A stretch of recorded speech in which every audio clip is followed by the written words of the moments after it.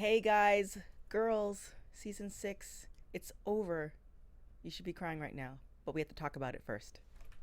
You're tuning into the destination for TV superfan discussion, AfterBuzz TV. And now, let the buzz begin. Sad music cued. I know. I feel like I should have did fast music, but it's just the episode was like over and underwhelming at the same time. It was very, I don't know how to feel about that. Anywho, welcome to Girls Season 6, the last episode. My name is TK Trinidad, and I have one guest. We'll explain where the rest are. But I have one host joining me today. Hi, my name is Mina Wahab, and you guys can find me on Instagram at Mina Makes Magic. So we are missing two people. So we're missing Renee and Kia. Kia is in Coachella at the moment, so super jealous. And Renee just couldn't be here. So shout out to those guys. Make sure to hit them up on their Twitter accounts and all this good stuff. Say hello, how you're doing, all that good stuff.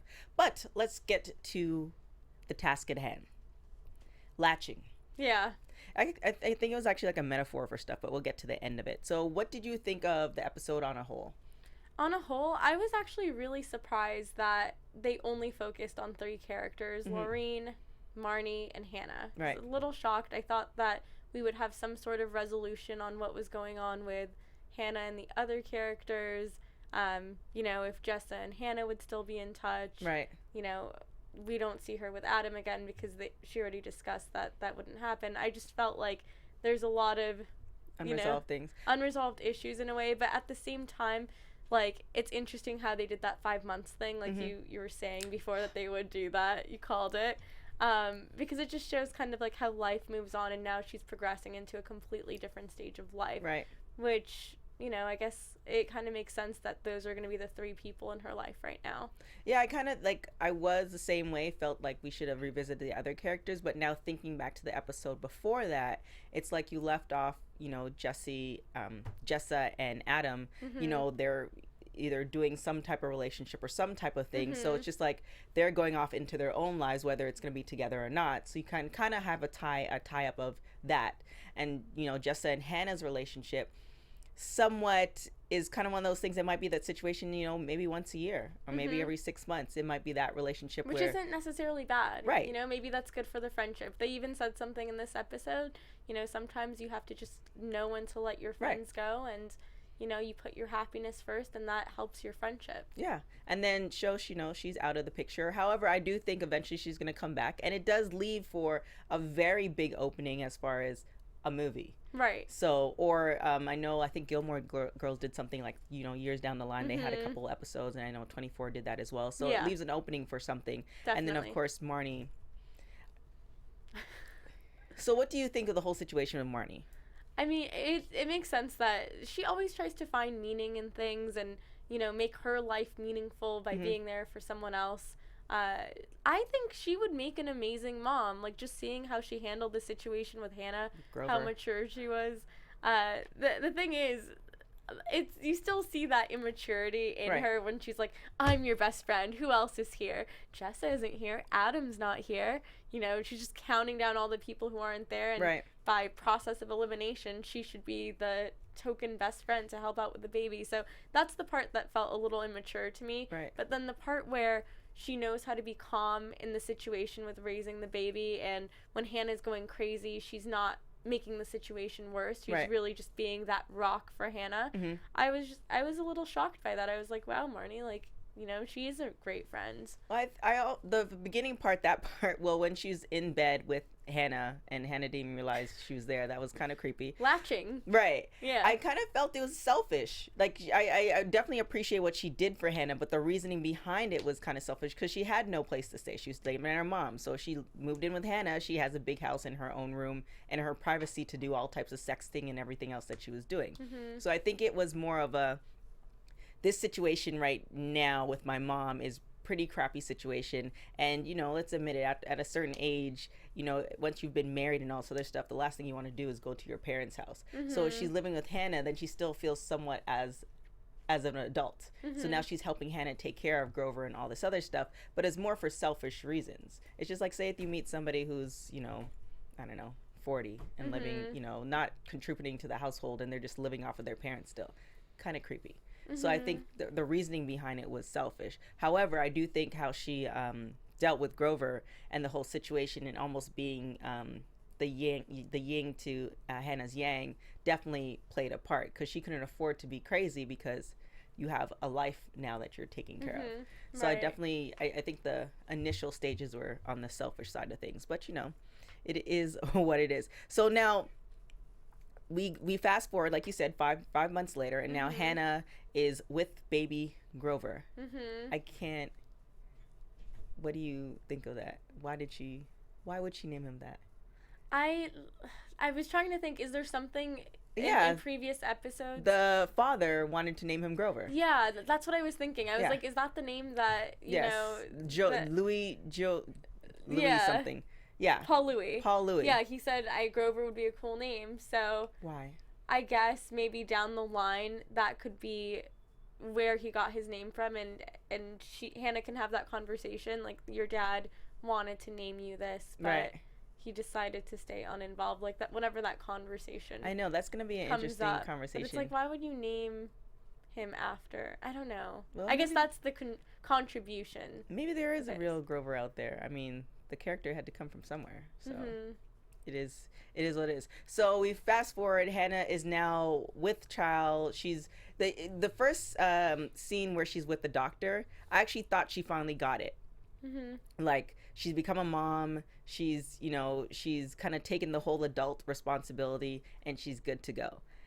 But then you like look at her and Marnie's situation and how they interact as almost like a couple of some sort. It's like, oh, in this particular scene of her life, like, she hasn't gotten it. And I don't know if she didn't get it because Marnie was almost like her crutch, and she was allowed to, you know, like, go all over the place, like do outbursts, or I don't know. It just felt like, okay, the baby's here now. You can't afford to, like, there was a comment where she like slept for 13 hours, and you can't afford to do that.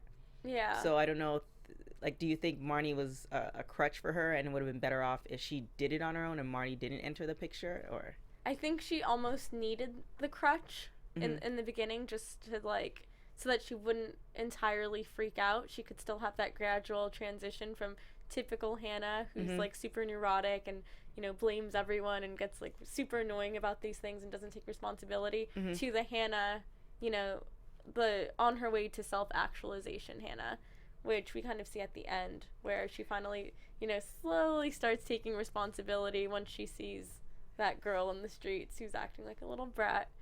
I don't know. I kind of feel like, yeah, that's a good way. I mean, she's lucky that she's lucky that she actually had Marnie to be there for her. Right. But on the flip side, and of course then there wouldn't be an episode, but on the flip side, if Marnie wasn't there, like, you have one or two choices. Like, you can't afford to sleep for 13 hours. You like, can't. you can't do all that stuff. It's like, either, you know, pick up Grover and deal with it, or give him away. Like, right. It's almost like this pool analogy. Like, some people get into a swimming pool by just being pushed in, and then that's how they learn how to swim. Right. Versus the other people who they go in the stairs little by little, put their toes in the water, see that it's freezing, get out, go back in, get out, then finally, like, slowly get back in. And it's a more painful process than just being thrown in there and, like, learning how to swim. Right. Almost like ripping the Band-Aid off, too. Yeah, it's a little bit like that. And I feel like you get the same result in both instances, but one makes you mature quicker, and the other makes you rely on all different ways to procrastinate or avoid doing what you know you ultimately have to do, what you ultimately signed up for. So I think that, you know, either way, the job would have gotten done. You know, she made her decision that she would not give the baby up for adoption. I think it's awesome that Marnie was there as that crutch to help out initially, and it helped Hannah ease into it, as opposed to feeling completely abandoned with no one there for her. It's almost like the situations, I know a lot of people, like, their moms come and help them. So I guess it's like the same situation. You kind of need that, you know, moment to figure out, like, oh, crap, this is not what I thought. And what I really liked about this episode, because when you see, like, other pregnancies, or, you know, people who have babies on TV, it's like, oh, the baby, oh, they spit up, and then you, like, you know, wipe them and all this other stuff, and it's, like, simple.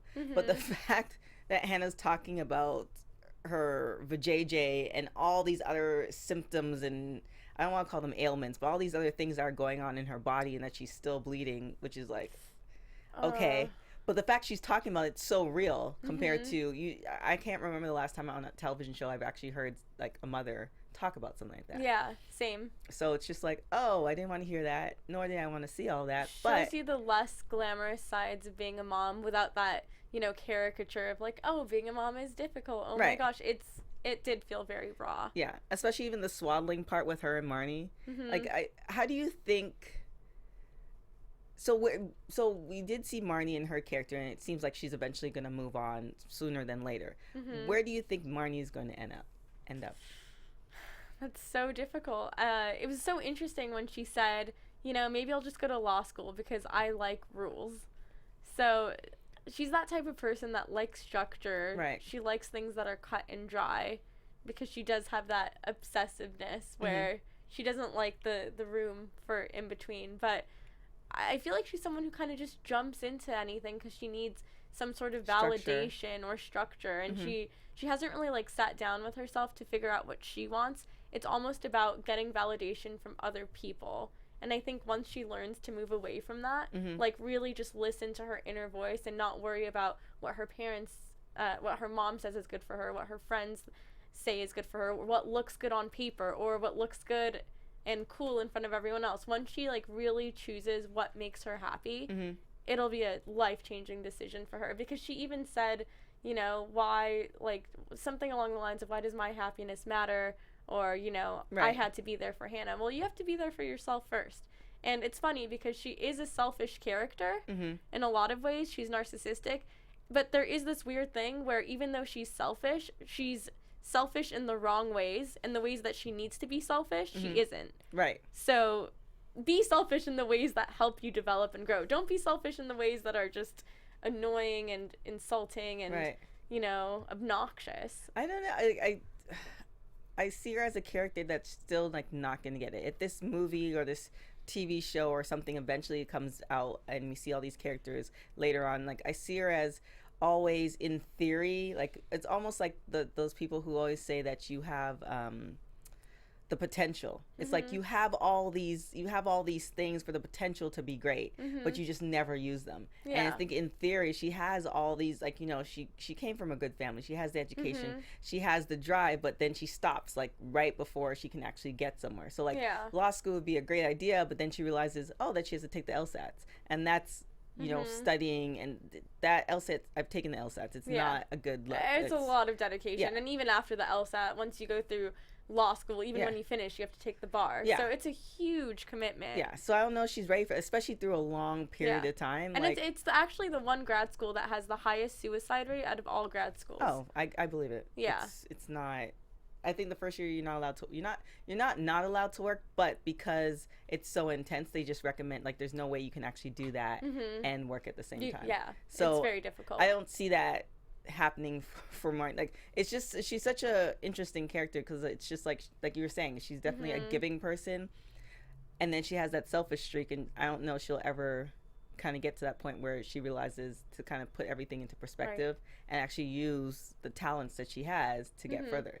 I think that it's one of those things where if she has something traumatic happen to her, I mean, God forbid, but if she has something where she loses someone she really loves or something crazy happens to her, then she'll have like this epiphany where she's like, you know what, life is too fragile, life is too important, I need to stop the BS, I have to like really hone in on what makes me happy, because there's no point to this if I don't do what's fulfilling for me. Right. And she had like a semi-decent singing career that she could actually did something with it. So I don't get the fact that she's living like in her mom's basement, which is fine. That's a good starting point. Like, you know, all right, start from scratch. But she had the connection. She was touring, like she was doing things, and you know, Desi was great, and not belittling the fact that he was just playing guitar, because he was playing the guitar and singing, but like she had a great voice.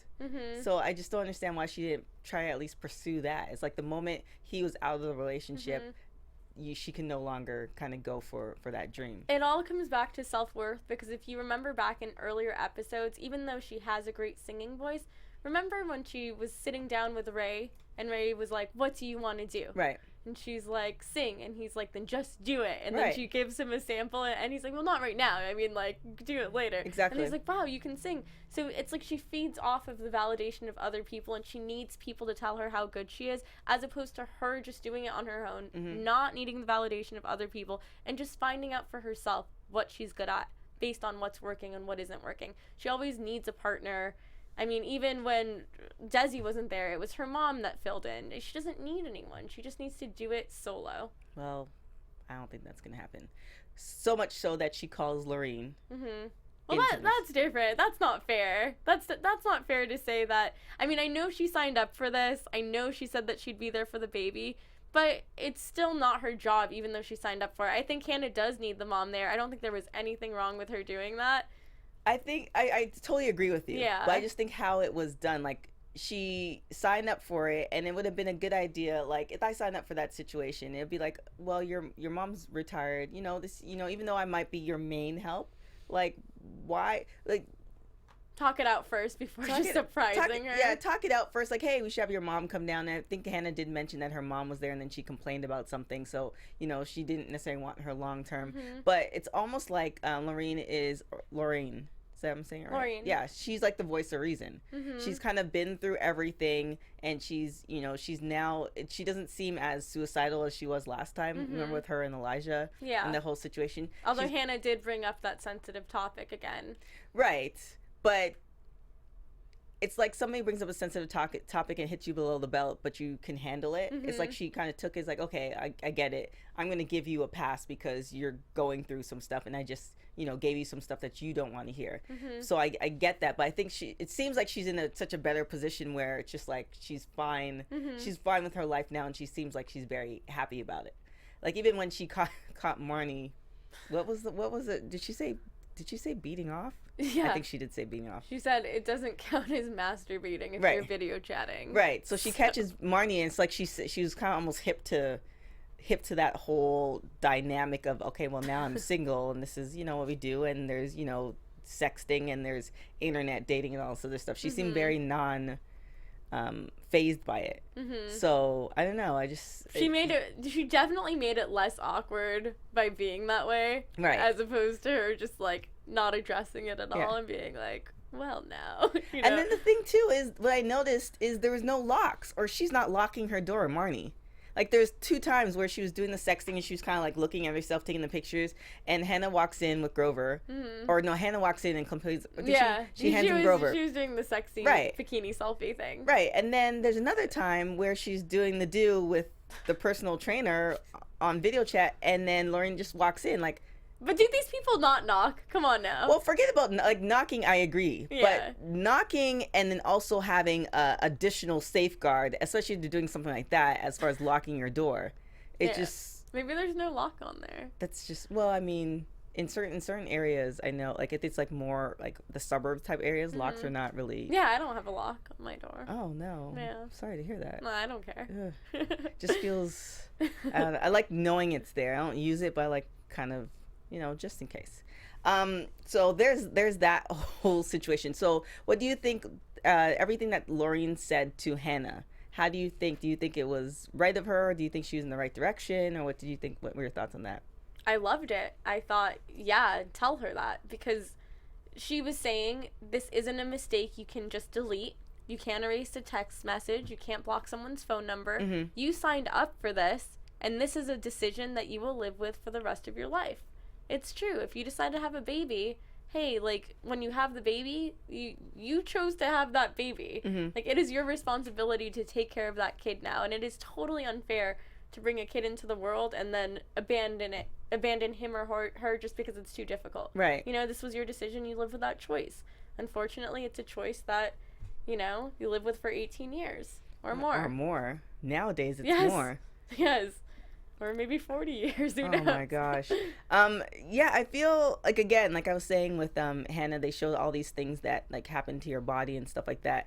I feel like if certain episodes or certain shows, like more shows were more on the realer side of things, or at least you see more shows on that line, I don't think it's going to dissuade people from having kids, but be more realistic on the possibilities. Like, this is potentially going to happen, and you know, all the other things that I didn't know of until like friends of mine started having kids. I'm like, oh, it's supposed to be, you know, pretty. Yeah, no one ever tells you. I feel like you don't know until you experience it. Right. Because you can read all these manuals. Like, Marnie is so type A, where she's like, I'm reading everything right now. I'm trying. Did you envelope the... Envelope, actually. Yes. Envelope is the proper way. Oh, my gosh. But there are certain things, like, yeah, I think it's great to read these books. I think it's important. But you don't really know until you do it physically. Right. So. I don't know. It's just, Oh, it was a... How did you feel about the episode overall? I think it left a lot of room for something later to come in. It's kind of one of those situations where, and I was kind of hoping that would happen. I didn't want the, you know, those classic episodes or those classic series finales where, you know, everything is tied up and you see these characters, you know, in the coffee house with the baby bouncing on, you know, on the knee, and everybody's happy and smiling and, you know, drinking coffee or something like that. Like, I liked that it was very real. Like this whole situation seemed very, very real to me. Like, you were looking into, you know, a friend or whatever, their whole situation. Like, you know, she's a single mom. Okay, her friend decided to help her, but, you know, her friend has all this other stuff going on, and you know, you might not talk to your friends. Like, it's just your former friends. Like, you know, you have friends from elementary school that you may or, you know, see with the whole advent of Facebook and everything, and you kind of you can see what they're doing, but do you talk to them as often as you used to? Probably not. Right. And those could have been the friends that you talk to almost every day. And it's the same thing with, you know, college and high school and all this other stuff. So it was very real and not... I guess it was just weird that it was a 5-month difference that caused us to not see all of these relationships unfold. Right. I guess that was the weird thing, is like, does 5 months make a huge difference in terms of your relationships with people? Can everything change in 5 months? Everything can change in a month. Change a job or change your schedule. Like, for instance, my schedule has changed drastically as far as different opportunities I'm taking advantage of, and a friend that I used to speak to every day around 4 o'clock, I can no longer do that. Sometimes it's not every day because I'm doing other things. And, you know, that friendship hasn't changed. It's just, or the base of the friendship hasn't changed, but the dynamic of our friendship at the moment has. And, you know, it's more of understanding, like, okay, this is, it's not like you're not answering the phone. It's like I'm legitimately doing something else. And if I can call you at a time, because he goes to bed at 10 o'clock. If I can call you at a time that I know you're up, then I'll call you back. But it's there's an understanding there. And I think things, you know, change stuff. Some people understand, and then some people move on. So, like, I feel like if Hannah told Marnie she didn't want her help, that might have been a real, that would have destroyed their friendship. So it was like Hannah was almost forced to, I think Hannah realized that she might need help, but she's also like, okay, like, this is more for you than me. And then after she had the baby, it actually did feel that way. Yeah, you're right. And then after she had the baby, then it was like more for her. So, you know, and then it almost became like they morphed into some type of like old couple at one point. They totally seemed like they were together. They totally seemed like that. I guess there was a scene or like a quote in Sex and the City that said, you know, your best friends are your soulmates, and guys are there just to have fun with. So that's what it felt like. Like, Marnie was Hannah's soulmate for a little bit. Yeah, I don't know. And I almost felt like with the cop, just to spin things even more, it's like the cop will eventually be like Hannah's like boyfriend. Like, if they were to like fast forward, and I know they were going to include this, and obviously they didn't, but it's almost like, okay, the guy who followed her home to make sure she was safe turns out to be the guy who, you know, makes sure she's safe for the rest of her life. It could be one of those, like, I almost have a feeling the cop is going to play a bigger part, but again, I felt like it was just a random... It could be random role. Just like the girl she saw on the street. Do we really think we're going to see that girl again? Yeah, definitely not her. That was a very... And that girl didn't seem like she was a teenager, so it's kind of... She seemed like a college student, Yeah, right? She seemed like a college student. Freshman in college. Exactly. Situation. Like, she was like, you know, because she's teaching in college. That's why I'm assuming Hannah was not a prep school. So she's teaching in college. So I'm assuming this girl, she looked like she was of college age, you know, a problem with a fraternity or a boyfriend or something. That's what I thought. Right. And then she's like, she's in high school. And I'm like, what? Yeah. very confused. I was so confused, and her like taking off her pants. It was a very Hannah move. That was a very Hannah move. It was very I like that. Yeah. And then of course the realization of, okay, there's this kid, supposed kid, complaining about not doing their homework, and then realizing like she was a kid and is complaining about not raising her kid, so she needs to just start raising her kid. Yeah. Which, and I love how it's the child that gave her perspective. You know, the girls has this trend of, you know, they always get these, you know, shocking realizations from the most random people. Right. Whether it's the person at the gas station giving advice to, you know, whoever, or I don't know. It's just so weird how they always do that. It's always the characters that we think are irrelevant that become the most relevant to their growth. Yeah. I think it's within everyday life. It's like one of those things where, I was talking to somebody about this. It's like you have to remain awake.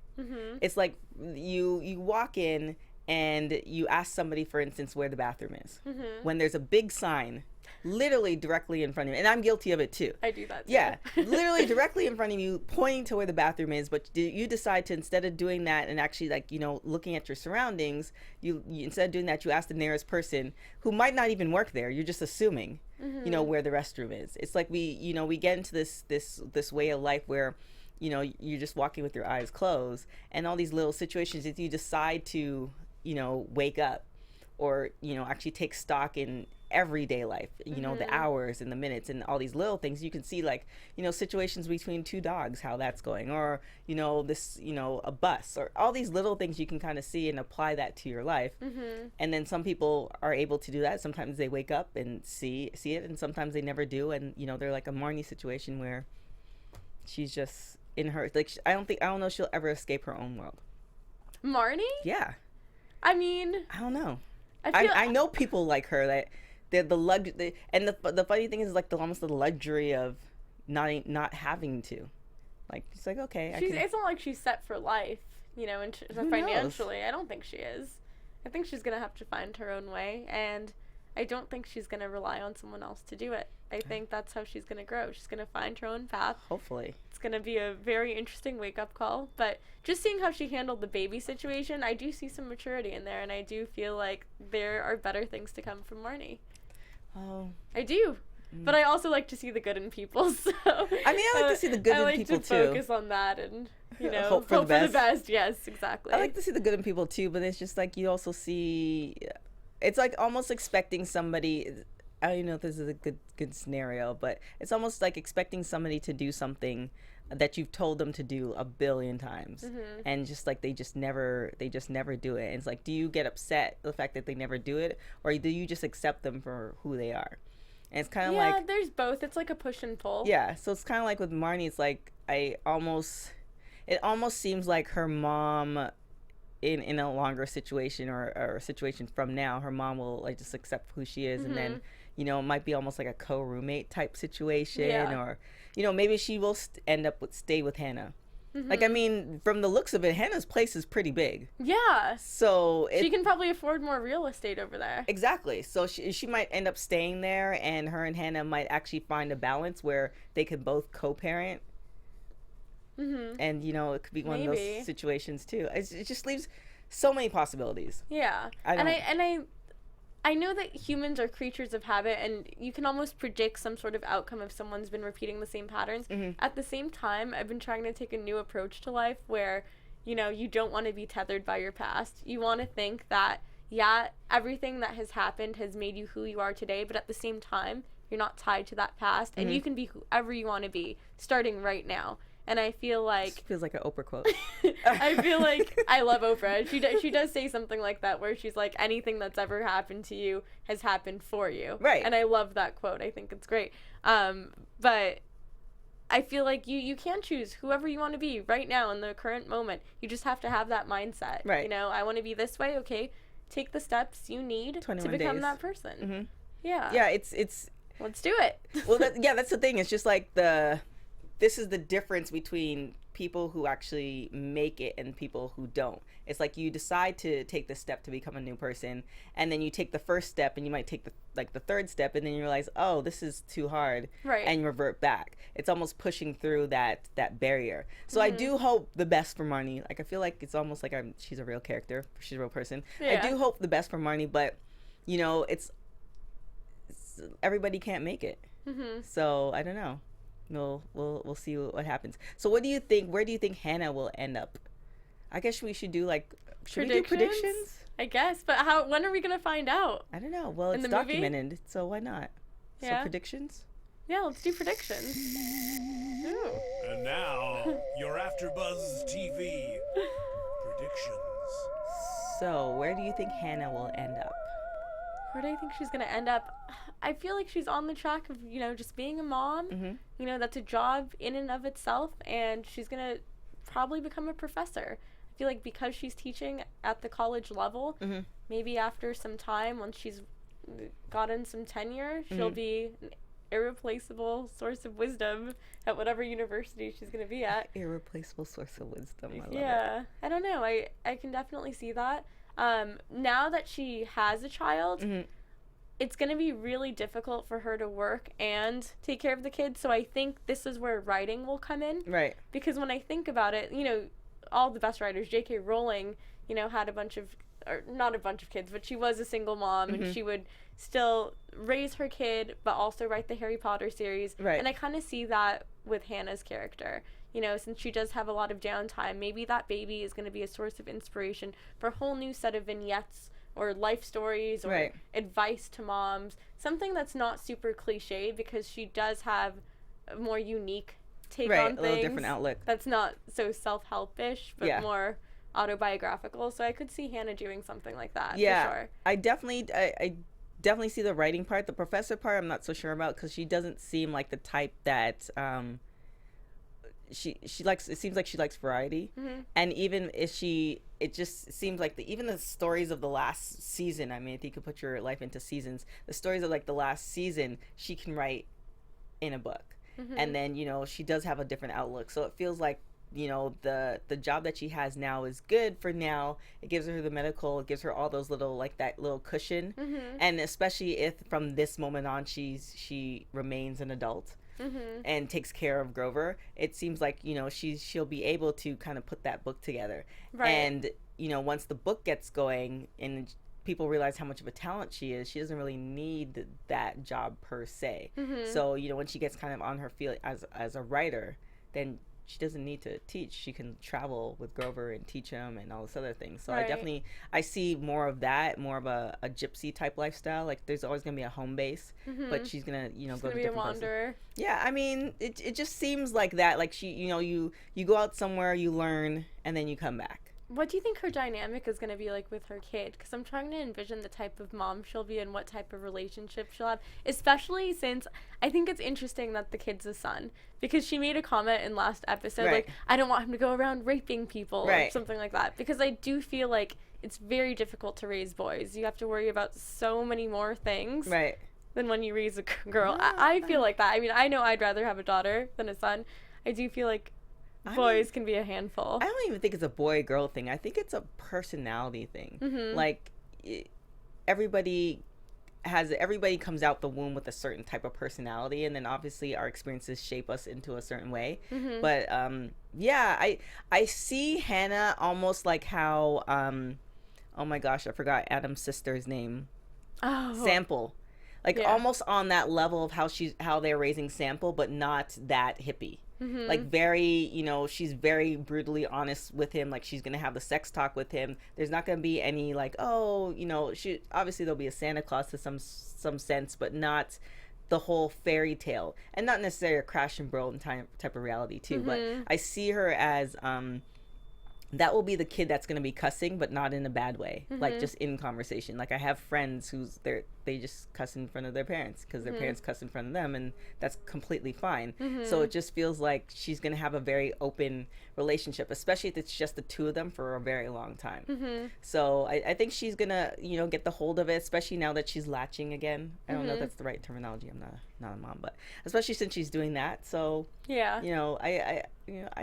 That's but where I hope for the best. did breastfeed right after taking the sip of wine.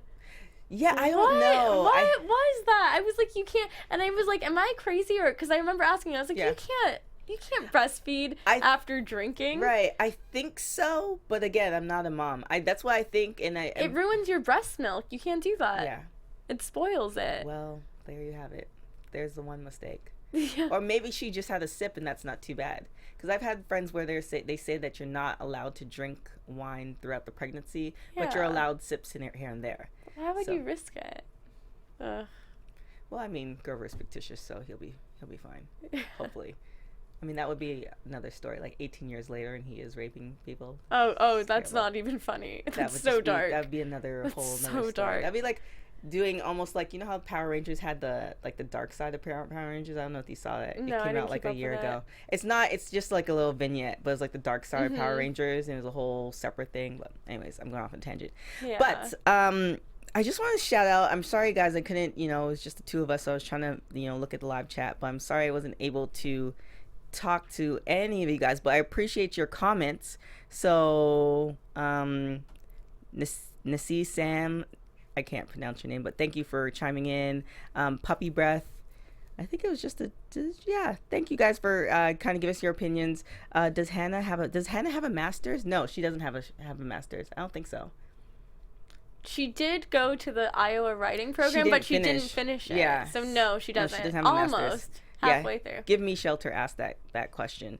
Any other questions or opinions that are? Somebody said they like my necklace, so I appreciate that too. The situation with the girls are weird. She should move on, or she was a doormat to them. So yeah, it's just kind of like, do you think Shosh has moved on? That's a good question. Do I think Shosh has moved on? Ugh. I think so. Yes and no. I think she's moved on, but she'd still be open to reuniting.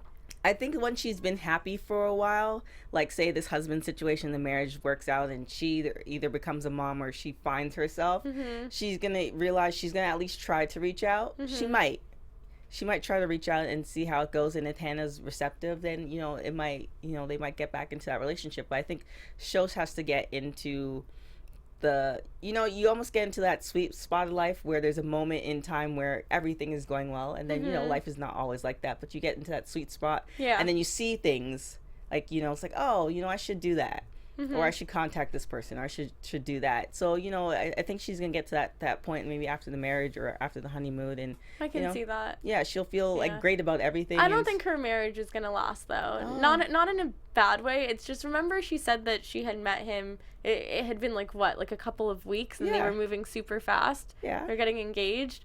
I feel like maybe it's just me. I feel like it takes longer than that. Oh, it depends on the person. I know people who met on Tinder, and within a year they were married. That's crazy. Is it one of those when you know things? Yeah, I think when you kind of what. I think this might be an Oprah thing or whatever. It's like what you like, and then you also know whether or not you can take that person's baggage. It's a very realistic adult way of looking at things. Like you look at this person, you're like, okay, these are all the negatives that this person, like you take off the rose-colored glasses. Like, can I handle this? Because it's just gonna get more annoying as life progresses. Right. So can I handle this little thing that might seem small now in a snowball effect? And if you say yes, then you just kind of go on. Share your love with that person for the rest of your life. There you go. And know that eventually you might hate them for a moment, but it'll go back to love. Yeah. So we'll see. But thank you guys so much for hopping in the last. I can't believe, I almost expect there to be another season. I know. I don't like that. At least we know that Elijah's on a good track. Right. Yeah. He made it in his White man can't jump thing. Yeah. We know that Ray's on a good track. Yes. Seems a lot happier. He got the confidence to interview some people, and You know, still a manager or supervisor, whatever. No, I think he owns the store. Owner. Yeah, he's yes. the owner, and then Owner. he's also the politician or that city council. Yeah. And then he has a woman who's gonna push him. Yeah. So I love mean, it. she's gonna push him into marriage. So that's just clearly he's not the boss of that situation. So, but that's probably what he needs. I'm hoping Jessa, you know, gets back on a better track, because we last saw her saying that she couldn't help people. Right. She couldn't be a therapist. Yeah. Because I guess she couldn't help herself or wasn't in the right mindset for that. Right. I'm really glad they had that cathartic experience in the last episode. Right. So maybe now She can move on and do something. a little bit, yeah. Yeah, and maybe Adam too. Now that him and Hannah had that closure, that Adam will now be able to actually give 100% of himself to Jessa if that relationship continues. I can see both ways. Like, I could see him being happy with Jessa. I could also see them being Parting ways. apart so that they could self-actualize and Right. do exactly what they need to do. Maybe come back together at a later time. But I kind of see them separate because I think it would help them more if they weren't together. I don't know. But I don't know. Hoping for the best. We'll see. I'm hoping for a movie or some type of show. I think they left it off at a really good point where there's a very big chance of a movie. Like, there's so many avenues, like I've said before. But thank you guys for hopping on the live chat with us. Other than that, where can they find you, Miss Mina? You can find me on Instagram at Mina Makes Magic. And you can find me on everything at TK Trinidad, Twitter, Instagram, Facebook, LinkedIn, Snapchat, whatever. I'm there. Oh, and don't forget to follow Nakia Monet at Kiki Boom Boom. Kiki Boom Boom. And Renee Ariel at Renee Ariel on Instagram. So yeah, definitely shout them out. Give them quizzes why they weren't here. But you know, that's it. We definitely love to all of them. Hope they're safe and they get back safe and all that good stuff. But that's it for us forever. That's a really sad ending. But no, we had a lot of fun with this girls panel, and I can't wait for whatever reunion they're gonna have later on. Maybe we should have like a girls AfterBuzz reunion. Anyways, that's a whole nother story. That would be amazing. Thanks guys for tuning in. Make sure to leave all your comments, all that stuff. We still will be reading them. And anything put on iTunes, 5 stars or above, because there's only 5 stars. But other than that, we will catch you guys later. Ciao. Bye guys.